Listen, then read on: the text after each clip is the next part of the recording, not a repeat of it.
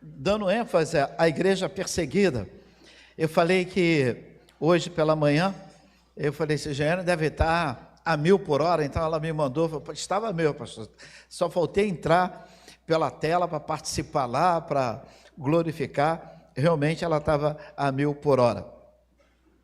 E, coincidentemente, o texto que o pastor leu é o texto que nós estamos trabalhando, então talvez os pastores que vão me suceder aqui durante esse mês de Igreja Perseguida, certamente vão tocar novamente nesse texto, então vai ser um mês maravilhoso. Se você puder depois entrar no site da Igreja Perseguida, se você botar lá DIP, D-I-P, Dia da Igreja Perseguida, DIP. Então, é uma organização que nos mantém informado do nível de perseguição que existe no mundo dos cristãos. Você vai poder participar, você vai poder acompanhar o nível de perseguição dos nossos irmãos. Apocalipse capítulo 3, verso 21, assentado como os irmãos estão, nós vamos ler. O tema da minha mensagem é Jesus anda na igreja, ou com a sua igreja. Vamos lá. Jesus anda com a sua igreja. Vamos lá. Jesus anda com a sua igreja. Jesus anda no meio da igreja, Jesus anda com a sua igreja. Apocalipse 3, verso 21 diz assim: ao vencedor, ele diz assim, ao vencedor, quem vence eu tenho compromisso com o vencedor. Vamos ler comigo, vamos lá? Ao que vencer, lhe concederei que se assente comigo no meu trono, assim como eu venci e me assentei no meu Pai, no seu trono. Hoje pela manhã eu ia fazer uma dinâmica, eu ia colocar aqui um banco, mais ou menos de alguns lugares, talvez esse pequeno, e eu ia chamar o pessoal do DIP para, no final da mensagem, sentar. Porque Jesus, ele diz assim, ao que vencer, eu vou fazer com que assente no meu trono. Aí, sentou o Jonatas. Daqui a pouco chega a irmã Beth. Aí Jesus fez, chega para lá, Jonas, e vamos apertando. Então, eu não sei que tamanho é esse trono, mas ele está dizendo, os vencedores vão sentar no trono de Jesus. Passa despercebido, mas a Bíblia diz que ele fala para o pai assim, o pai diz assim, meu filho, sente comigo no meu trono. Ele deve falar para o pai assim, pai, eu não vou sentar sozinho, tem mais gente para sentar aqui no trono. Aí ele vai falando, chega para lá. Vai apertando, ao que vencer. Se Jesus fala de vencer, é porque é uma luta, não se engane. O pastor pregou hoje de manhã, ele falou da nossa luta, ao que vencer. A igreja sempre foi perseguida, mas sempre teve a vitória de Jesus, sempre triunfou nas suas lutas. Tentaram, de toda maneira, calar a igreja, mas até hoje, e jamais vão conseguir, porque a igreja é vitoriosa, amém? Diga comigo, a igreja é vitoriosa. Se você conhece alguma igreja vitoriosa, dê a paz do Senhor para ela. É a pessoa que está do seu lado, é isso que eu quero dizer, não é instituição. Quando nós falamos dessa maneira, nós pensamos nessa estrutura. Não, aqui é CNPJ, pessoa jurídica. O que Jesus não está preocupado com a estrutura, com o CNPJ da igreja. Jesus está preocupado com você. Você é a igreja. E nós, esse ajuntamento, nós chamamos de igreja de Cristo. Amém? Ao vencedor, na minha tradução está, dar-lhe-ei sentar-se comigo no meu trono, assim como eu venci e me assentei com o Pai no trono. Que trono grande vai ser esse? Mas eu sei que meu lugar já está lá reservado. Porque em Cristo sou mais do que vencedor, amém? Bem, assim como hoje pela manhã, nós ouvimos uma palavra maravilhosa, alguns pastores dessa casa vão pregar muito sobre esse tema, sobre a igreja perseguida. Para compreender melhor a perseguição da igreja, eu tentei fazer um resumo da história da igreja. O pano de fundo, o que levou à perseguição da igreja, o que deu origem a essa perseguição. O irmão Wagner, hoje na classe dos homens, deixou claro que se não há luta, na exposição dele, ele diz, se não há luta na sua vida, você precisa acender um alerta, alguma coisa está errado se você não está com luta. Está tudo bem, está tudo maravilhoso, porque a vida do crente é de luta. Tem um pastor de São Paulo, pastor Hernani Santos, ele diz assim, se você não está batendo de frente com o diabo, se você não está se opondo, ele se opondo a você, então abra os olhos, porque você deve estar andando lado a lado com ele. Se você não está batendo de frente com ele, então é porque ele está do seu lado já e você nem reparou, de repente você já deu até o braço a ele, segundo a palavra do pastor. Ele está falando que as oposições sempre fizeram parte da igreja. Ah, Senhor, me livra, me tira da minha luta, eu não quero mais lutar. Aí o Senhor ouve a sua oração e te leva para junto dele. Aí você morre, faz o sepultamento do corpo e você já está lá. Agora, quem está com Cristo, essa pessoa não luta mais, está quietinha. Mas enquanto nós estamos com vida, aqui a luta é grande, amém? O pano de fundo é o seguinte, quando Nero tinha 17 anos, no ano 54, depois de Cristo, Jesus havia já falecido, a igreja, os discípulos, só João estava vivo.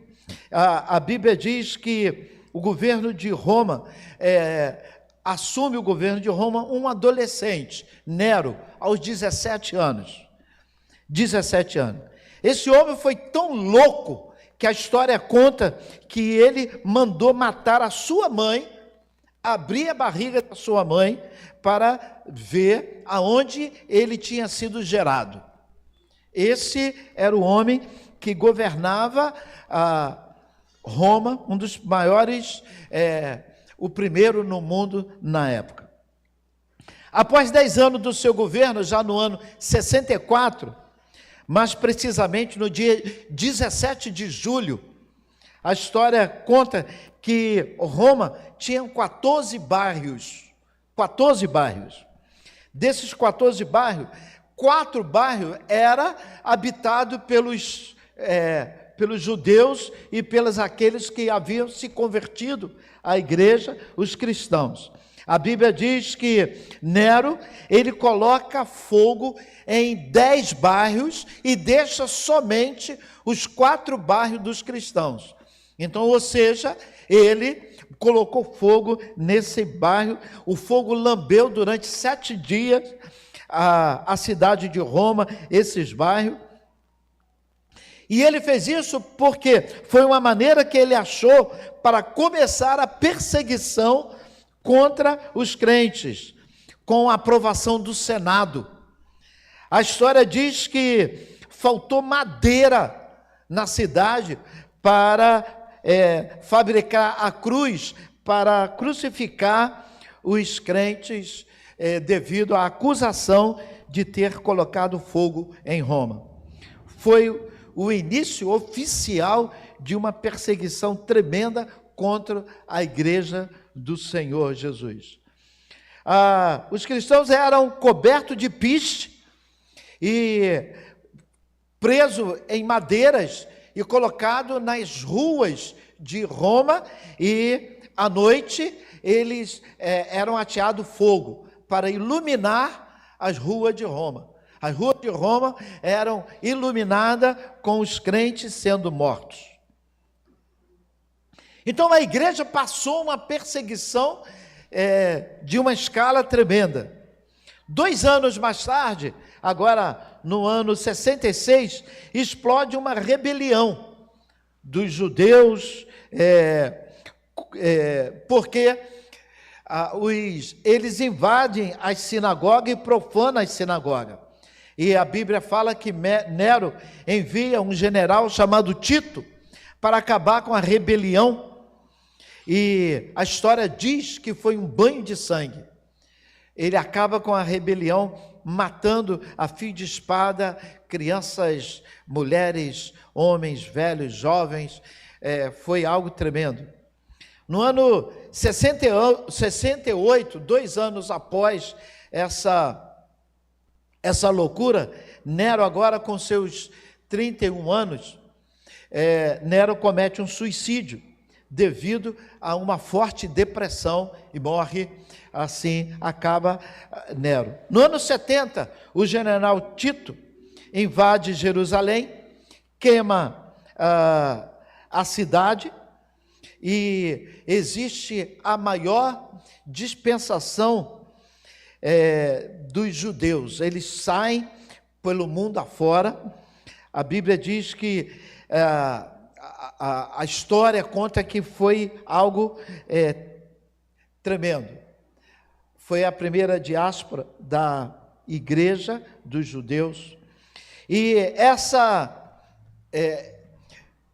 para os irmãos verem, essa situação acontece no ano 70, somente em 1947, intermediado pelo brasileiro Oswaldo Aranha, que os judeus conseguem voltar, ter o seu território através de uma assembleia presidida por Oswaldo Aranha, numa diplomacia para dar novamente um território aos judeus. Mas, porém, antes disso, no ano 80, Tito inaugurou o Coliseu. Quando Tito inaugura o Coliseu, que o seu pai, o Vespasiano, havia começado a obra, a inauguração demorou 100 dias de festa. Foram 10.000 cristãos sendo mortos pelos leões famintos. Cada dia era um festival de horror e as pessoas enchiam o Coliseu para ver aquela festa, os leões comendo os cristãos. Em 86, Domiciano assume e se auto-intitulou Deus. Foi ele que leva João para a ilha de Pátimo. E ele se dizia o Deus que estava vivo ali no meio daquele povo. Por que ele leva João para a ilha de Pátimo? Porque João era o último discípulo. E ele não queria matar João para que ele não fosse mártir. O objetivo dele era levar João para Pátimo e ali João fosse esquecido naquele local. Porém, quando tudo parecia ter chegado ao fim, quando tudo não tinha mais jeito, João, o último apóstolo na ilha de Pátimo, já bem velho, a Bíblia diz que Jesus aparece a João. Jesus aparece a João. E a Bíblia diz que Jesus apareceu a João e ele disse: João, eu vou te mostrar coisas que irão acontecer. Então diz a Bíblia, revelação de Jesus Cristo, que Deus lhe deu para mostrar aos seus servos as coisas que em breve iriam acontecer. Enviado por intermédio do seu anjo, notificou a João, o qual atestou a palavra de Deus e o testemunho de Jesus Cristo quanto tudo que viu. Aí, Apocalipse 1, verso 3, Bem-aventurado aqueles que leem e ouvem as profecias do Apocalipse e guardam o que nela está escrito, pois o fim está próximo. Bem, agora a partir desse momento, dessa introdução, Apocalipse capítulo 1 narra a história da igreja. A minha introdução foi da vitória parcial contra a igreja de Cristo, quando certamente parecia que não tinha mais jeito. Mas Jesus vem a João e ele fala assim: João, as rédeas da igreja estão ainda nas minhas mãos. João 1, do verso 9 em diante, ele diz assim: eu, João 1, do 9 em diante, eu, João, irmão vosso, companheiro na tribulação, no reino e na perseverança em Jesus, achei-me na ilha de Pátimo, por causa da palavra de Deus e do testemunho. Verso 10 de Apocalipse 1. Achei em espírito no dia do Senhor e ouvi por detrás de mim uma grande voz, como voz de trombeta, que dizia: escreve em livro e manda às 7 igrejas. E ele vai dizer de Éfeso, de Esmirna, de Pérgamo, de Tiatira, de Sardes, de Filadélfia e de Laodiceia. Jesus está dizendo para João: João, escreve e manda para as igrejas, avisa a igreja que eu ainda estou com controle, o inimigo não está vencendo, o que parecia ter chegado ao fim só é aparência, mas eu ainda controlo a minha igreja, eu sou o Senhor da igreja e controlo a história ainda está em minhas mãos. Verso 12, João diz assim, verso 12 do capítulo 1, voltei-me para ver quem falava comigo, e voltando, vi 7 candeeiros de ouro. A Bíblia diz que João, ao ver, olha para trás e vê, ele vê 7 candeeiros de ouro, e a palavra do Senhor diz que no meio desse candeeiro, ele vê o Filho de Deus, a Jesus Cristo. E eu quero dizer para você nessa noite, que o mundo só poderá ver Jesus através da igreja. É bíblico. O mundo só poderá ver Jesus através da igreja. Qual foi o Cristo que João viu? João viu Jesus no meio dos castiçais. João viu no meio dos castiçais. Quando João viu Jesus pela última vez, ele vê o Jesus humilhado, ele vê o Jesus esbofeteado. João que está escrevendo, é aquele discípulo amado. João é aquele discípulo que reclinava a cabeça no peito de Jesus. Então esse João, ele ficou com aquela visão terrível do Jesus humilhado, do Jesus sangrando, do Jesus esbofeteado, do Jesus cuspido e do Jesus derrotado. Foi essa imagem que João tinha. Mas agora, quando Jesus aparece em Apocalipse, andando no meio da igreja, andando os castiçais, se você pode ler, a própria Bíblia diz que representa a sua igreja. Então Jesus está no meio da igreja, e esse Jesus, esse Cristo que João vê, é o Cristo agora da glória, é o Cristo vitorioso, é o Cristo de semblante alegre, é o Cristo que nós adoramos, amém? Nós não adoramos o Cristo da cruz, o Cristo que nós adoramos venceu a cruz, por isso que na cruz, nossa cruz, a cruz está vazia, porque Jesus já desceu da cruz, Jesus já venceu a cruz não venceu Jesus. Os olhos desse Cristo, verso 14, diz assim, a sua cabeça e o seu cabelo era branco como a do pastor Eliezer. Está escrito aí. Verso 14. A sua cabeça, o seu cabelo era branco como a alva lã, como neve. Então, o que João vê não é mais o Cristo com a coroa de espinha, com o cabelo todo vermelho de sangue. João não vê mais esse Cristo. João vê um Cristo com o cabelo brilhante, com o cabelo, a cabeça e os alvo, o cabelo era branco, alvo como a lã e como a neve. Como é os olhos que João vê de Cristo?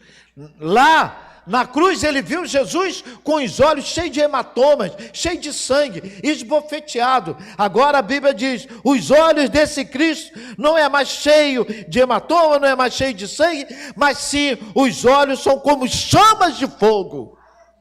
Diz assim, e os seus olhos como chamas de fogo, verso 14 de João, de Apocalipse 1. Termina dizendo assim, e os seus olhos como chama de fogo. Repita comigo, e os seus olhos como chama de fogo. Eu vou ler o versículo, você repete. A sua cabeça, a sua cabeça e cabelo eram branco como a alva. Repita.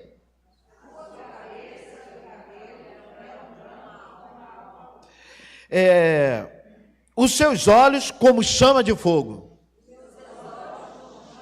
Mais uma vez, os seus olhos como chama de fogo. Porque o Cristo que estava na cruz, os olhos dele estavam com muitos hematomas, ele levou soco, ele levou bufetada, o seu semblante, o seu rosto estava deformado. Então o João não vê mais esse Cristo, o João vê agora o Cristo vitorioso. Os olhos desse Cristo são olhos vivos. As mãos desse Cristo não estão mais agora presas no prego. João vê o Jesus com as suas mãos presas nos pregos. Era essa a imagem. Mas agora, em Apocalipse, ele vê esse Jesus com as mãos livres, e essas mãos livres é que sustentam a igreja. Porque a igreja é dele, e ele sustenta a sua igreja. A palavra do Senhor diz que, verso 15 de Apocalipse 1, os pés semelhante a bronze, repita comigo. Mas não é qualquer bronze, na minha Bíblia diz assim, bronze polido. Bronze polido. Então brilhava muito, os pés semelhante ao bronze polido, como que refinado numa fornalha. João, ele vê um Cristo que iria defender a sua igreja. Agora, a voz desse Cristo não é mais aquela voz embargada, não é mais aquela voz sofredora, cheia de dor. A voz que João vê, ele diz assim, verso 15, e a sua voz como voz de muitas águas. Repita comigo, e a sua voz como voz de muitas águas. Irmãos, o João, ele ouve como uma cachoeira. João vê a voz desse Cristo como se fosse de uma hidrelétrica, aquela cachoeira enorme, quando abre-se as comportas da hidrelétrica. É essa voz que João ouve, é essa voz que fala com João. Não é mais aquele Cristo moribundo que ele tinha visto no passado. João vê o Cristo da glória. Repita comigo, João vê o Cristo da glória.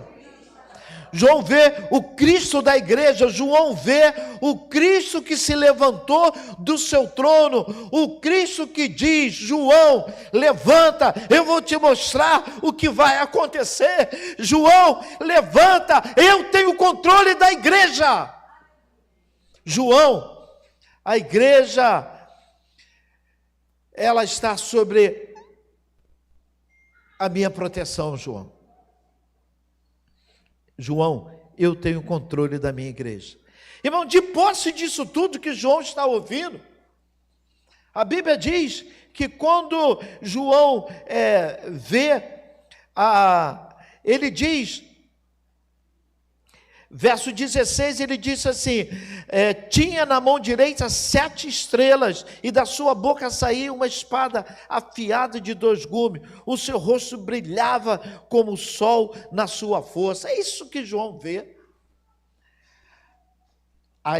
Tinha as estrelas, os pastores, os castiçais representam, os 7 castiçais, a igreja, as 7 estrelas representam os pastores, e ele diz assim, da boca saía uma espada afiada. Repita comigo, espada afiada. E a Bíblia diz que a palavra de Deus é a espada.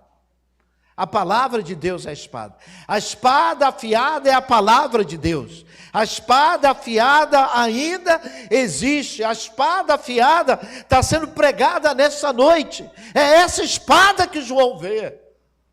João, ele vê, João, ele ouve essa espada. O que acontece com João? Pedi a irmã para colocar, verso 17. Apocalipse 1, 17. Quando João vê isso tudo, acontece algo com João. Ele diz assim, quando vi tudo isso, ele faz, caí aos seus pés como morto. Irmão, não tem como o homem, um ser humano, um homem idoso já, vendo isso tudo, vendo Cristo, vendo essa voz ouvindo essa voz de muitas águas, vendo esse que brilha, vendo esse que tem o controle de tudo, não tem como esse não cair. E a Bíblia diz que ele caiu como morto. Repita, caiu como morto. Porém, Jesus, ele diz, nesse versículo, vamos ler, e quando caiu como morto, ele pôs, toda a igreja, ele pôs sobre mim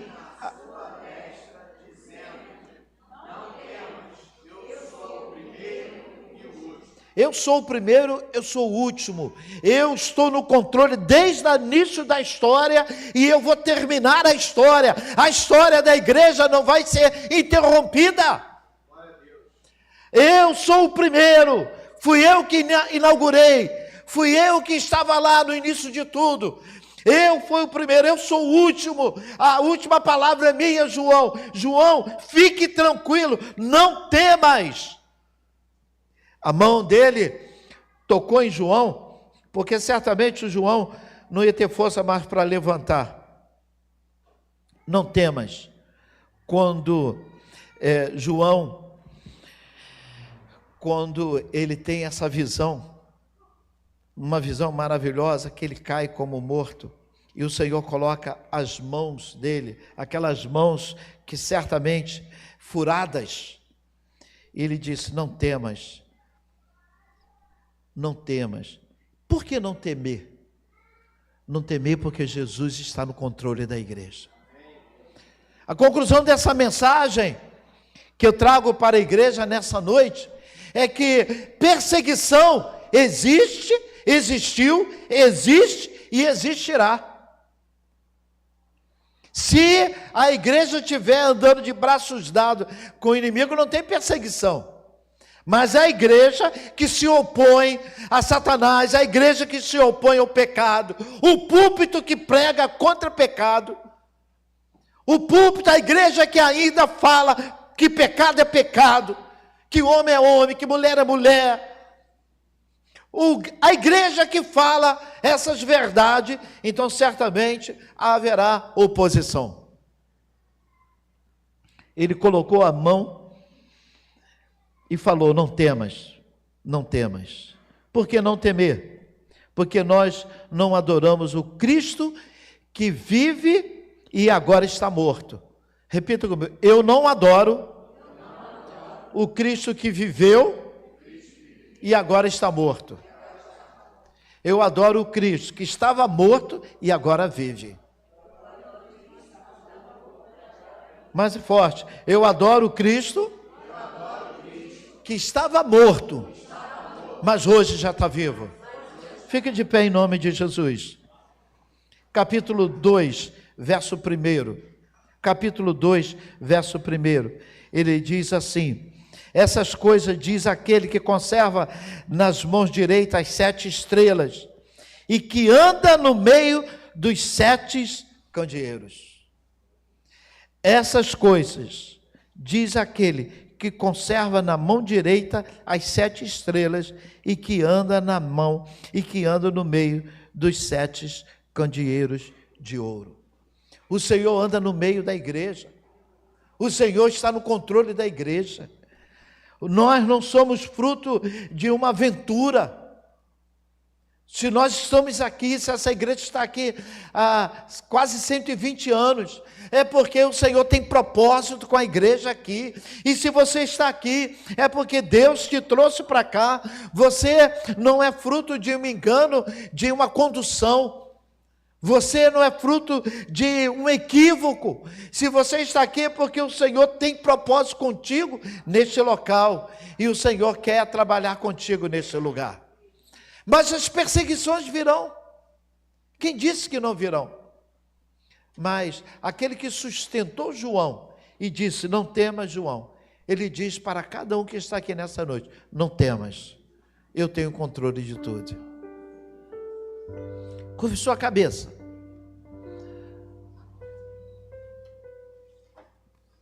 Paizinho, tu mandaste Jesus. Nós somos fruto do trabalho de Jesus. Ele nos salvou, Ele nos resgatou, Ele nos salvou. Nessa noite, Ele enche os nossos corações com essa certeza que Ele anda no meio da igreja. A minha semana não será vazia, porque Jesus estará comigo, andando comigo. Senhor, no meio das perseguições, eu sentirei a sua mão, ouvirei a sua voz dizendo, não temas. Ah, meu Pai, nos ajuda, ó Deus, a vivermos o teu evangelho. Nos ajuda, ó Pai, levarmos mensagem de esperança, assim como João recebeu a incumbência de trazer uma mensagem de esperança. Que nós venhamos a reproduzir essa mensagem. Em nome de Jesus, amém. Essa noite é diferente. Eu não quero massagear seu ego, não. Essa noite é diferente. O que eu quero dizer é que, assim como João, nós temos um compromisso.